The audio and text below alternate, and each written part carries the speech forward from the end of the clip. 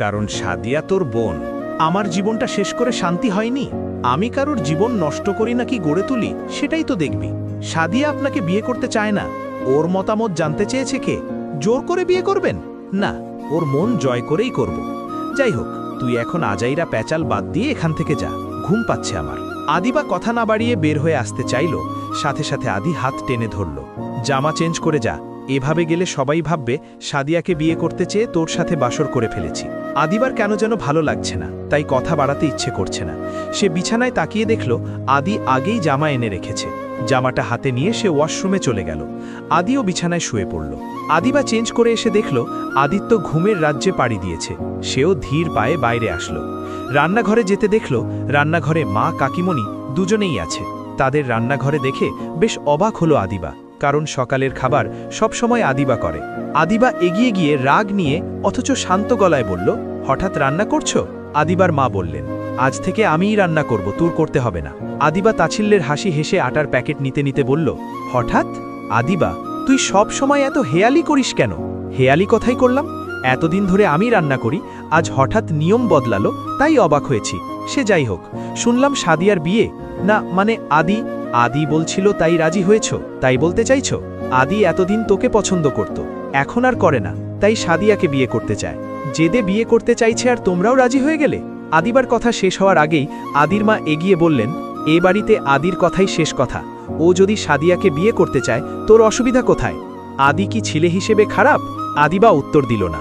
হঠাৎ করেই যেন তার মন খারাপ হয়ে গিয়েছে। রান্নাঘর ছেড়ে বেরিয়ে এসে নিজের ঘরের দরজা বন্ধ করে বিছানার নিচ থেকে বক্সটা বের করে রাখল। বক্সের মুখ খুলতেই চোখে পড়ল দুটো চকলেটের প্যাকেট, একজোড়া নূপুর আর দুটো মাটির পুতুল। পুতুল দুটির নাম রাজারানী। রাজারানীকে হাতে নিয়ে ব্যালকনিতে গিয়ে দাঁড়ালো আদিবা। মুহূর্তেই মন ভারী হয়ে উঠল। মনে পড়ে গেল পুরনো দিনের স্মৃতিগুলো, ফ্ল্যাশব্যাক। আদিবা এবার ক্লাস 3-তে। স্কুলে শীতে ছুটি দিয়েছে আজ, পুরো 15 দিনের ছুটি। আদিবা ছুটতে ছুটতে বাড়ি ফিরেই নামমাত্র খাবার মুখে দিয়ে বাড়ির সামনের রাস্তায় গিয়ে দাঁড়ালো। দুচোখ খুশিতে চিকচিক করছে, মুখে হাসি। কিন্তু সময়ের সাথে সাথে মেয়েটার ফুটফুটে মুখটা মলিন হয়ে আসছে। দুপুর গড়িয়ে বিকেল, বিকেল গড়িয়ে সন্ধে, না, আদিবা এখনও ঘরে ফিরছে না। দেখে আদিবার বাবা এগিয়ে গিয়ে বললেন, আজ হয়তো ওরা আসবে না রে মা, ঘরে যা। সবে তো স্কুল ছুটি দিয়েছে, কাল পরশু হয়তো আসবে। কিন্তু বাবা, ভাইয়া তো বলেছিল যেদিন স্কুল ছুটে হবে সেদিনই আসবে। ওটা তো এমনি বলেছে, ছুটেতে আসবে সেটাই বলেছে। চল ঘরে চল মা। আদিবা বাবার সাথে ঘরে যেতে যেতেও কয়েকবার রাস্তায় ঘাড় ঘুরিয়ে দেখল, তারপর মন খারাপ করে ঘরে গেল। দেখতে দেখতে রাত গড়ালো। আদিবা মন ভার করে খেয়ে নিয়ে শুয়ে পড়ল। গ্রামে রাত নামে তাড়াতাড়ি, 9টার মধ্যেই চারদিক নীরব হয়ে যায়। তার মধ্যে যদি কুয়াশা মোড়া রাত হয় তবে তো আর কথাই নেই। সবাই ঘুমের দেশে পাড়ি দিয়েছি। হঠাৎ দরজায় কটকট শব্দ হলো। রাত হয়তো 11টার কাছাকাছি হবে। আদিবার মা গিয়ে দরজা খুলে অবাক হলো। ভাইজান, ভাবি, আপনারা এত রাতে? আর বলবেন না ভাবি, আদি এত জেদি হয়েছে, কি আর বলবো। বললাম আজ স্কুল ছুটি হয়েছে, গ্রামের বাড়ি না হয় কাল যাব। না, ছেলের হবে না, আজ আসবে মানে আজই আসবে। দেখুন না, ভালোই হয়েছে। আসুন ঘরে আসুন।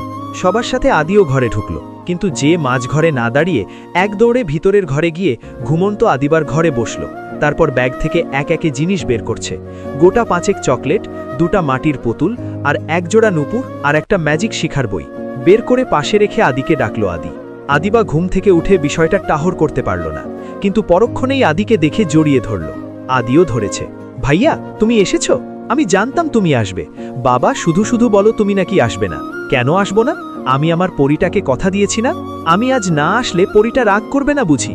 আমি কি কথা ফেলতে পারি? দেখ, তুই যা যা বলে দিয়েছিলি সব এনেছি। জানিস মা টাকা দেয়নি, টিফিনের টাকা জমিয়ে কিনেছি নূপুরগুলো। সুন্দর না? বলেই আদিবার পা টেনে নূপুর পরাতে লাগলো আদি। আদিবা খিলখিল করে হেসে জবাব দিল, খুব সুন্দর হয়েছে ভাইয়া।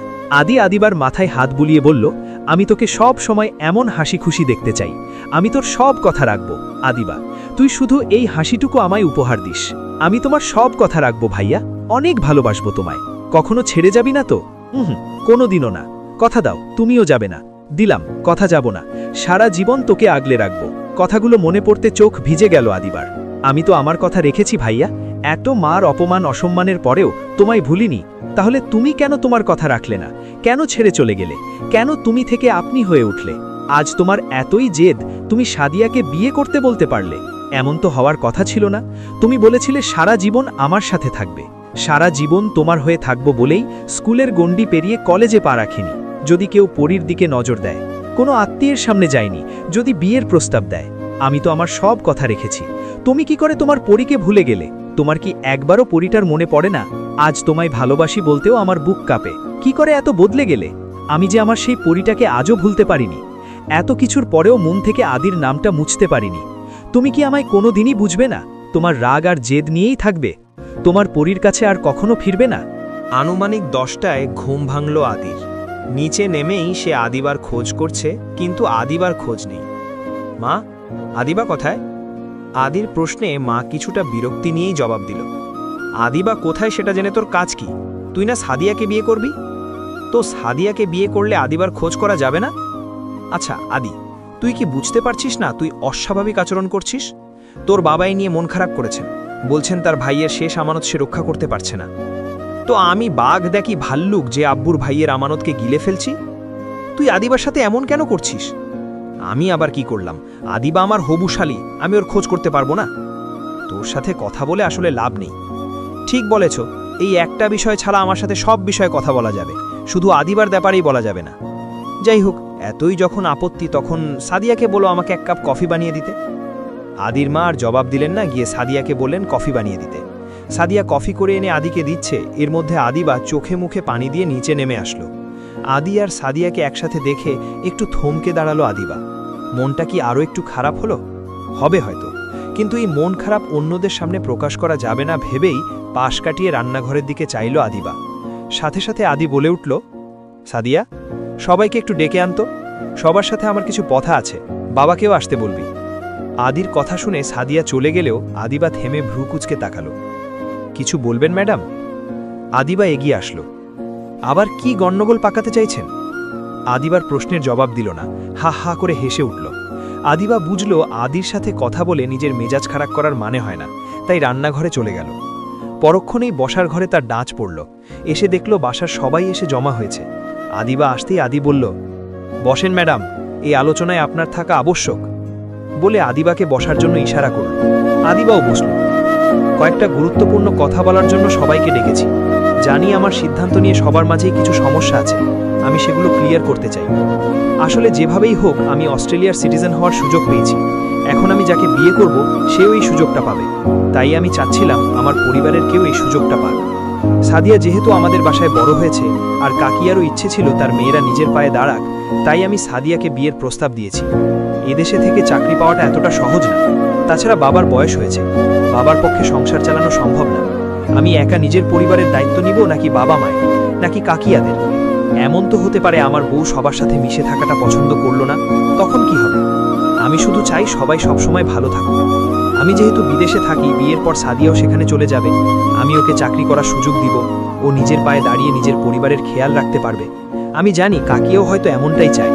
যে যতই সাপোর্ট দেই না কেন, নিজের সন্তানের উপার্জনে চলার মধ্যে অন্যরকম শক্তি আছে। এবার তোমাদের সিদ্ধান্ত, তোমরা যদি চাও বিয়ে হবে, না চাইলে হবে না। আদির কথা শুনে তার মা বললে, কিন্তু গতকাল তো তুই বলছিলি তুই আদিবার উপর রাগ করে সাদিয়াকে বিয়ে করতে চাস। হ্যাঁ বলেছিলাম, আদিবার সাথে রাগ করে আমি বিয়েটা করতে চাচ্ছি, কিন্তু পরে ভেবে দেখলাম আমি আদিবার সাথে যেটা করছি সেটা একপাক্ষিক। আদিবাকে আমি পছন্দ করলেও আদিবা আমাকে মনে প্রাণে অপছন্দ করে, এতে ওর দোষ নেই। আমি ওর সাথে যেমন ব্যবহার করি তাতে অপছন্দ করারই কথা। স্বাভাবিক দৃষ্টিতে দেখলে আমার সাদিয়াকে নয় আদিবাকে বিয়ে করা উচিত, কিন্তু সবাই একবার ভালো করে ভেবে দেখো, আদিবা কি আমার সাথে সুখী হবে? হবে না।